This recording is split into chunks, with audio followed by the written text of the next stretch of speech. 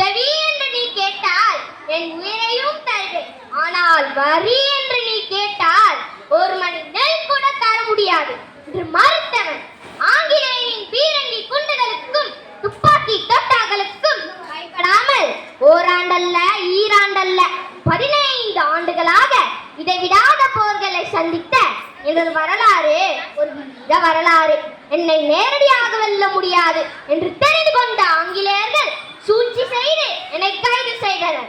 ஒரு அரசனை மக்களுக்கு பிடிக்க வேண்டும் என்றால் முதலில் அந்த அரசன் வீரனாக இருக்க வேண்டும். வீரத்திற்கான விதையாக இருக்க வேண்டும் அவன். பிற வீரருக்கு முன் உதாரணமாக இருக்க வேண்டும் அவன். அப்படி இருந்தவன் தான் இந்த பூலித்தேவன்.